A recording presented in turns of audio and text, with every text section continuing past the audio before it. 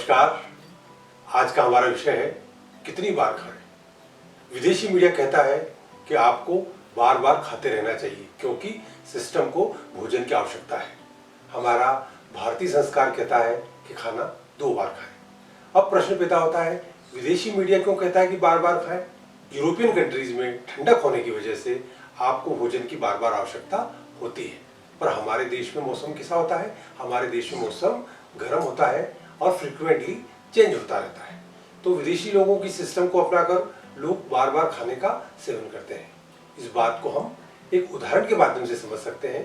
क्या होता है, सुबह उठे, चाय पी, चाय के साथ साथ बिस्किट खा लिए, फिर क्या हुआ, कुछ देर बाद उपमा या पोहे का नाश्ता कर लिया, फिर दोपहर का समय हो गया, लंच का भरपूर भोजन कर लिया। इस भोजन के बाद शाम को कुछ न कुछ स्वल्पाहार का सेवन कर लिया, रात हो जाती है, रात को बढ़िया गरिष्ठ खाना खाया। इसके साथ ही चाय, कॉफी व अन्य पेय पदार्थों की तो गिनती हम कर ही नहीं रहे। तो अब आप सोचिए, क्या बार बार खाएंगे तो क्या भोजन पचेगा? बिल्कुल नहीं पचेगा, क्योंकि पके हुए भोजन को पचने में 6 घंटे लगते हैं। अब हम बात करते हैं भारतीय संस्कृति की। भारतीय संस्कृति क्या कहती है? 1 टाइम खावे वो योगी, 2 टाइम खावे वो भोगी और 3 टाइम खावे वो रोगी। हम कितनी बार खा रहे हैं? 3 बार नहीं, 5 से लेके 6 बार। तो हम किस श्रेणी में आते हैं? अब इस बात को हम स्पष्ट समझेंगे। 1 टाइम खावे वो योगी का मतलब क्या हुआ? योगी लोग एक समय भोजन करते हैं, और भोगी मतलब गृहस्थ जो हम लोग हैं। हम किस श्रेणी में आते हैं? गृहस्थ की श्रेणी में आते हैं। तो हमें कितनी बार भोजन करना चाहिए? 2 बार। अब इस बात को हम वैज्ञानिक रूप से समझेंगे कि हमको 2 बार भोजन क्यों करना चाहिए। जैसा कि मैंने आपको बताया था कि भोजन को पचने में 6 घंटे लगते हैं। यदि आप पका हुआ भोजन करते हैं तो उसको पचने में 6 घंटे लगते हैं, पर आप क्या कर रहे हैं? सुबह बिस्किट खा रहे हैं, फिर नाश्ता कर रहे हैं और उसके बाद भोजन कर रहे हैं। अब बताइए, हर भोजन में सिर्फ 2 घंटे का अंतर है।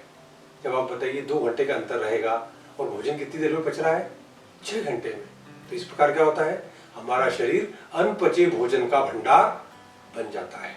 और हम क्या कहते हैं? हम दाल रोटी खा रहे हैं पर फिर भी बीमार हैं। तो बीमार क्यों है? कि हम बार बार खा रहे हैं। तो हमको क्या करना है? एक भोजन से लेकर दूसरे भोजन में 5 से लेकर 6 घंटे का अंतर रखना है। अब इस बात को कि भोजन अनपचा किस प्रकार से तकलीफ देता है, एक उदाहरण के माध्यम से मैं आपको बताऊंगा। हमारे पड़ोस में एक आंटी रहती हैं, वो टिफिन सेंटर चलाती हैं। अब उनकी एक बहुत बड़ी समस्या है। क्या समस्या है?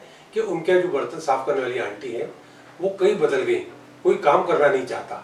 उस आंटी ने कहा, मैं आपको 10,000 रुपये दूंगी, प्लीज मेरे बर्तनों को आप साफ कर दें। पर वह महिला तैयार नहीं हुई। क्यों? उसने कहा कि आपका जो टिफिन होता है ना, तो जो टिफिन के जो डब्बे खोलती हूँ, क्या होता है, टिफिन सेंटर में जो टिफिन होते हैं वो अगले दिन सुबह खुलते हैं। तो उसने जब मैं टिफिन के जो डब्बे खोलती हूँ तो उन डब्बों में से इतनी स्मेल आती है कि मेरी हालत खराब हो जाती है। तो आप सोचिए, टिफिन बॉक्स मुश्किल से 3 या 4 इंच बड़ा, कितनी बदबू आती है। तो हमारी इंटेस्टाइन कितनी बड़ी है। यदि इसमें अनपचा भोजन रहा तो क्या होगा? वह भोजन सड़ता रहेगा और हमें निरंतर रोगी बनाता रहेगा। इस बात से हमको समझना है कि बिना पचा हुआ भोजन जहर का काम करता है। तो आप क्या करेंगे? 2 समय भोजन को करेंगे। कब करेंगे?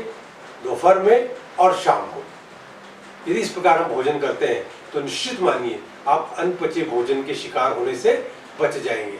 पर कई बार क्या होता है, व्यक्ति को भूख लगती है, अब भूखा तो रह नहीं सकता, तो वो क्या करेगा? इसी अवस्था में आप ताजे फल, कच्ची सब्जियां या सीड्स खा सकते हैं, जैसे पम्पकिन सीड्स, ककड़ी के बीज, ये खा सकते हैं। पर कृपया करके पका हुआ भोजन 2 समय के अलावा कदापि नहीं करें।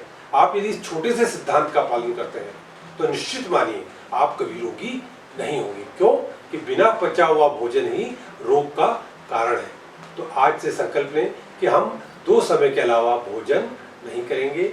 इस प्रकार से हम देखते हैं कि हम अपने जीवन में एक छोटी सी आदत को अपनाकर जीवन भर स्वस्थ व निरोगी हो जाते हैं।